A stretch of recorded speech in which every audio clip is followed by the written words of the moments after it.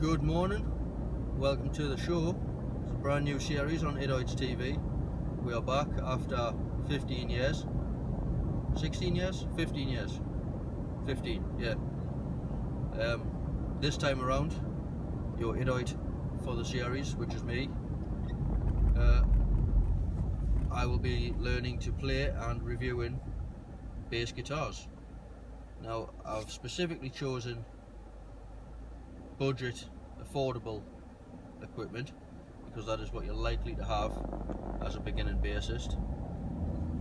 I'm just on my way back from picking them up now. These are all mail order things. I haven't seen them before. I didn't pick them out of a guitar store.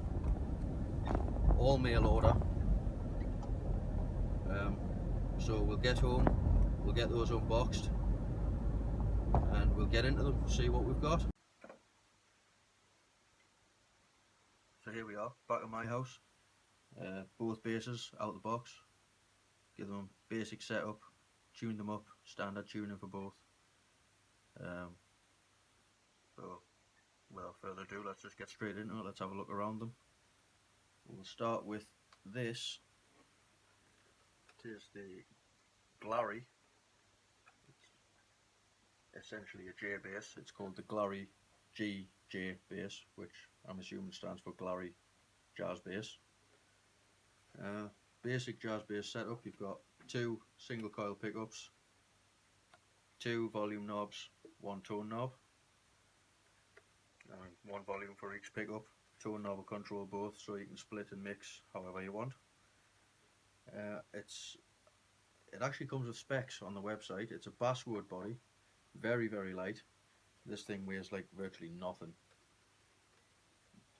Downside to that, with it being a cheap bass, it's got a very thick neck. Although most of that, you can probably tell, is the rosewood fretboard. But it does, however, mean neck dive. But like I say, it's an affordable bass. It is what it is. Going to the headstock, we've got the Glary logo. Again, not my favourite thing on this bass. If I was going to give any criticism, it would be change the logo. We've got 4 tuning machines, open gear tuning machines, so you can see there, that's exactly what it says on the tin. Exposed gears, you can see them. Plastic nut at the end of the fretboard. But I mean, for what it is and what it costs, you really can't complain. I really don't like that logo. The strings, I mean, you can't really see me playing it because of the angle my camera's at. Let's see if I can change that for you.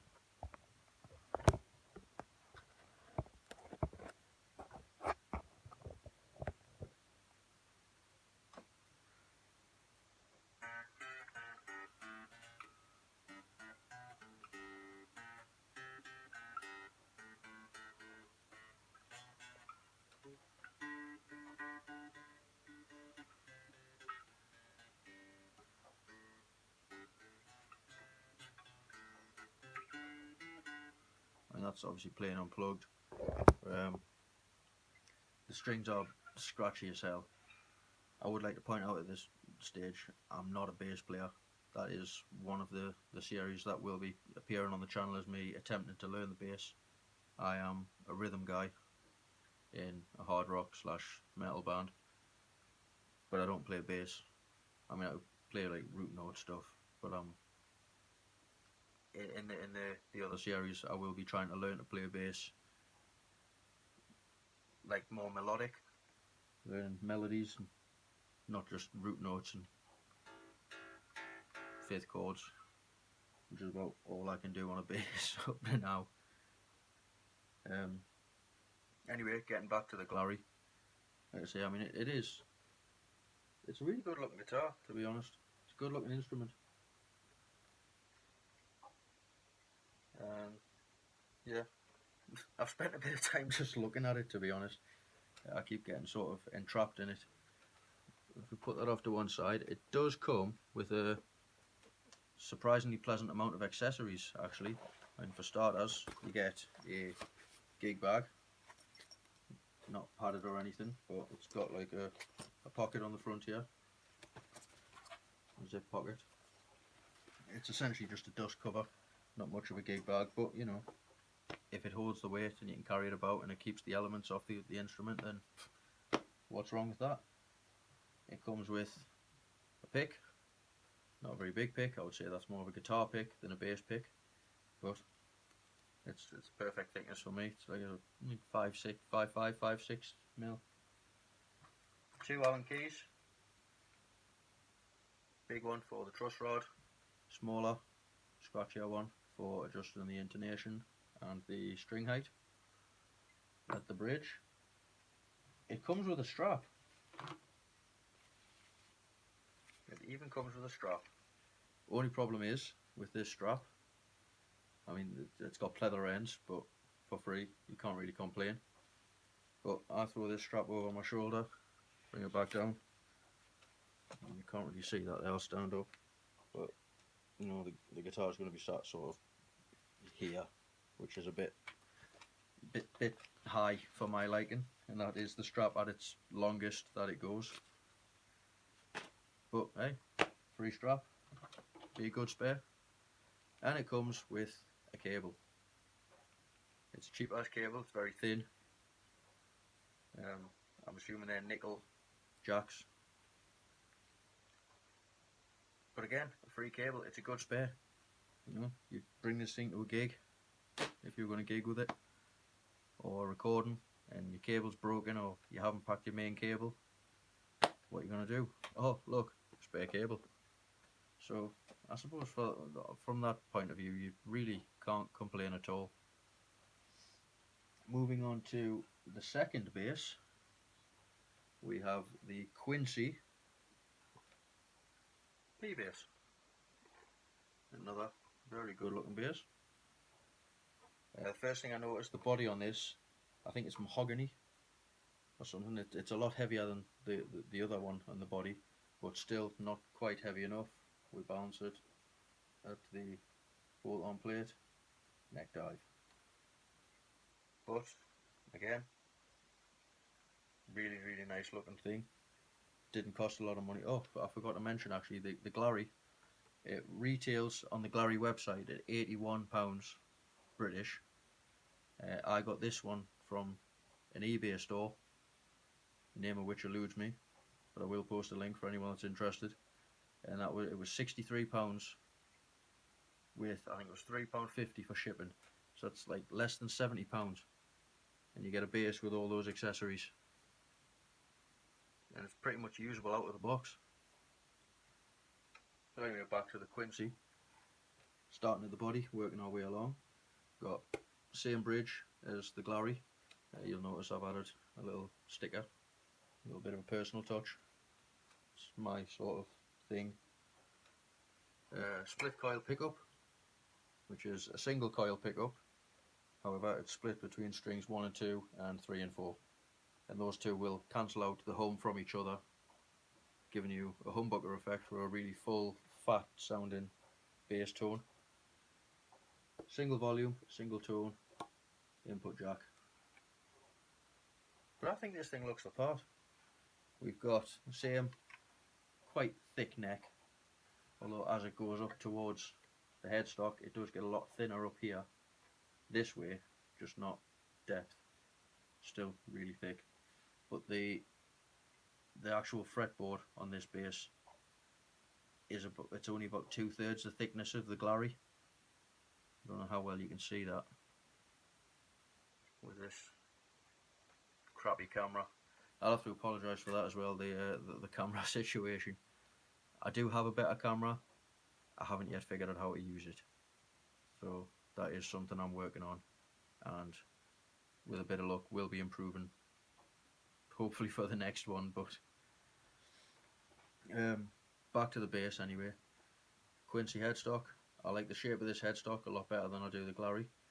I like that logo a lot better than I do the Glary. The tuners, I believe, to the untrained eye, like mine, I think they're identical, given that these are both affordable affordable instruments. They probably came out the same factory, so these tuners are probably identical. Like I say, I mean, there's a bit more weight in the body of this one.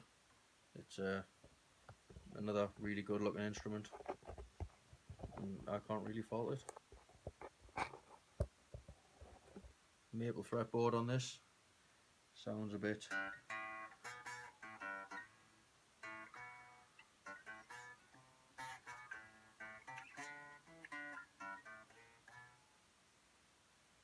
I went minor scale there, that wasn't right.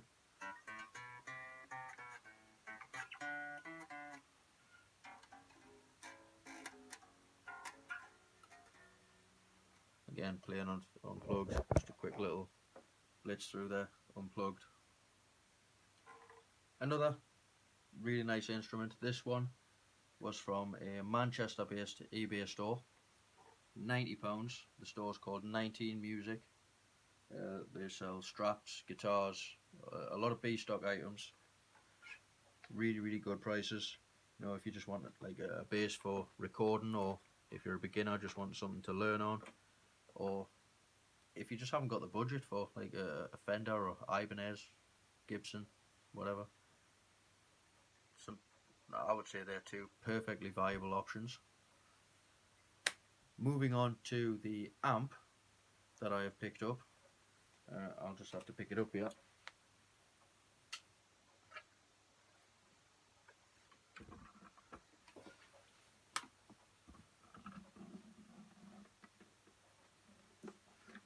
Well, we have this, the BB Blaster BB10B 10W. That name really rolls off the tongue. This is the bass amp you get if you buy an Encore bass package, like a starter pack. Encore, I know, not the best instruments, probably on par with these things, but it's a bass amp. I picked this up second hand from Facebook Marketplace. It cost me a grand total of £20, and it works. It works absolutely fine. 3-point EQ, main volume, headphone jack, input jack, carry handle. Doesn't have an external plug, has permanent wire. But for £20, pre-loved, pre-owned, second-hand, whatever you want to call it, are you really going to sort of complain about that? Because I wouldn't, personally. But then again, I know nothing about bass equipment, so if I had the budget, I probably would have went Fender for a bass amp. Or if I wanted some effects on it, maybe it's Marshall or Orange. I do like an Orange amp.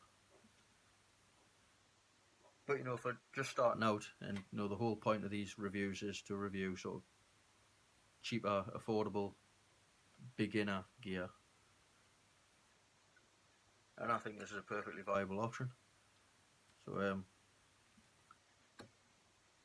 I would ask you to leave a comment if you have any questions, any recommendations, any contradictions to anything I've said. If you don't agree with anything I've said, please leave a comment down below. Don't forget to subscribe. You get to see me making an absolute fool of myself trying to learn how to play the bass melodically. Who knows, if I get good enough, I might even be able to challenge Davey504 or the pro, Charles, is it Bertude? I like that guy. I subscribe to him. I really should find out his second name and how to pronounce it properly. But yeah, new adventure, why not? So remember, like, comment, subscribe, and I will hopefully see you next time.